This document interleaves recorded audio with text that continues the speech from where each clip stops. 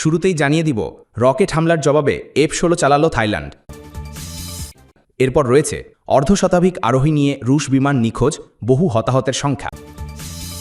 Rocket হামলার জবাবে F-16 চালালো থাইল্যান্ড।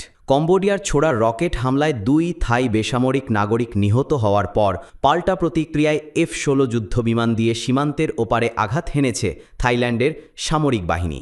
বৃহস্পতিবার ভোরে সীমান্তের বিতর্কিত অঞ্চলে 2 দেশের সেনাদের মধ্যে গোলাগুলির পর পরিস্থিতি চরমে পৌঁছে যায়। থাই সেনাবাহিনী জানিয়েছে তাদের একটি যুদ্ধবিমান কম্বোডিয়ার ভেতরে ঢুকে গুলিবর্ষণ করেছে এবং সামরিক লক্ষ্যবস্তু ধ্বংস করেছে। সামাজিক যোগাযোগ মাধ্যমে দেওয়া এক বিবৃতিতে থাই বাহিনী বলেছে F-16 গুলিবর্ষণ করেছে।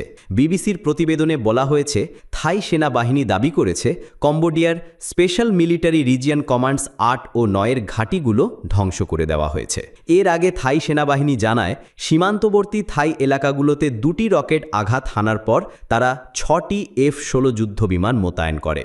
রয়টার্সের তথ্যমতে থাই সেনাবাহিনীর উপমুখপাত্র রিচা সুকসুয়ানান বলেন, পরিকল্পনা মাফিক নির্দিষ্ট সামরিক লক্ষ্যবস্তুর বিরুদ্ধে বিমান শক্তি ব্যবহার করা হয়েছে।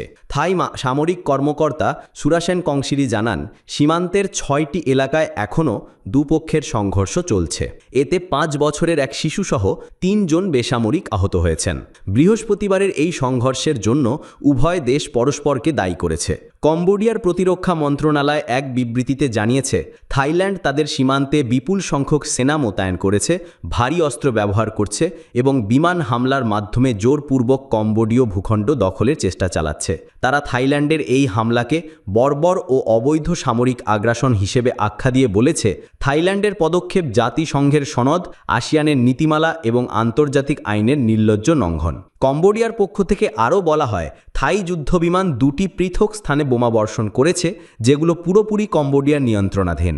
মন্ত্রণালয়ের মুখপাত্র মালি সচেতা বলেন, এই অবৈধ ও দায়িত্বজ্ঞানহীন পদক্ষেপ আঞ্চলিক শান্তি অস্থিতিশীলতার প্রতি গুরুতর হুমকি। এটি আন্তর্জাতিক শৃঙ্খলার ভিত্তিকেও লঙ্ঘন করেছে। তিনি আরও সতর্ক করে বলেন, যে কোনো মূল্যে কম্বোডিয়ার সার্বভৌমত্ব রক্ষায় আমাদের সামরিক বাহিনী সম্পূর্ণ প্রস্তুত। এদিকে থাই এক সামরিক কর্মকর্তা জানিয়েছেন, সীমান্তে উত্তেজনার প্রেক্ষাপটে থাইল্যান্ড সব সীমান্ত পয়েন্ট বন্ধ করে দিচ্ছে। অর্ধশতাধিক আরোহী নিয়ে রুশ বিমান নিখোঁজ, বহু হতাহতের শঙ্কা। রাশিয়ার পূর্বাঞ্চলে প্রায় অর্ধশত আরোহী নিয়ে একটি আঞ্চলিক যাত্রীবাহী বিমান নিখোঁজ হয়েছে বলে জানিয়েছেন স্থানীয় গভর্নর। এখনও পর্যন্ত নিখোঁজ বিমানের আরোহীদের ভাগ্য সম্পর্কে কিছু জানা যায়নি। বৃহস্পতিবার 24 জুলাই বিমানটি রাডার থেকে অদৃশ্য হয়ে কন্ট্রোল রুমের সঙ্গে যোগাযোগ বিচ্ছিন্ন হয়ে পড়ে। এই ঘটনার পরপরই ব্যাপক অনুসন্ধান কার্যক্রম শুরু হয়েছে। রাশিয়ার জরুরি পরিস্থিতি মন্ত্রণালয়ের স্থানীয় শাখা জানিয়েছে, বিমানটি ছিল একটি অ্যান্টোনভ N-24 মডেলের যাত্রীবাহী বিমান, যা সাইবেরিয়া ভিত্তিক আঙ্গারা এয়ারলাইন পরিচালনা করছিল। বিমানটি চীন সীমান্তবর্তী আমুর অঞ্চলের টাইন্ডা শহরের দিকে অগ্রসর হওয়ার সময় এটি রাডার থেকে হারিয়ে যায়। আমুর অঞ্চলের গভর্নর ভ্যাসিলি অরলভ সামাজিক যোগাযোগ মাধ্যম টেলিগ্রামে এক বার্তায় জানান, প্রাথমিক তথ্য অনুযায়ী বিমানটিতে 43 যাত্রী ছিলেন, যাদের মধ্যে 5 শিশুও রয়েছে। এছাড়া বিমানটিতে 6 ক্রু সদস্য ছিলেন বলে ধারণা করা হচ্ছে। তিনি লেখেন, বিমানটি খুঁজে পেতে জরুরি প্রয়োজনীয় সব রকমের বাহিনী ও সরঞ্জাম মোতায়েন করা হয়েছে। তবে রাশিয়ার জরুরি ব্যবস্থাপনা মন্ত্রণালয় জানিয়েছে, তাদের হিসাবে বিমানে আরোহীর সংখ্যা কিছুটা কম হতে পারে, প্রায় 40 জনের মতো। আপাতত বিমানটির কোনো ধ্বংসাবশেষ বা অবস্থান শনাক্ত করা যায়নি। খারাপ আবহাওয়া এবং দুর্গম ভূখণ্ড অনুসন্ধান কাজকে ব্যাহত করছে। আমুর অঞ্চলের পার্বত্য এবং বনভূমি অধ্যুষিত এলাকাটি যোগাযোগ এবং উদ্ধার অভিযানের জন্য বরাবরই চ্যালেঞ্জিং বলে পরিচিত। N-24 মডেলের বিমানগুলো রাশিয়ায় আঞ্চলিক ফ্লাইটের জন্য দীর্ঘদিন ধরে ব্যবহৃত হয়ে আসছে। তবে বেশ পুরনো এই মডেলটির নিরাপত্তা নিয়ে প্রশ্ন ছিল। এর আগে অতীতেও রাশিয়ার প্রত্যন্ত অঞ্চলে N-24 বিমান দুর্ঘটনার খবর শোনা গেছে। উদ্ধারকারী দল হেলিকপ্টার এবং ড্রোন ব্যবহার করে অনুসন্ধান চালাচ্ছে।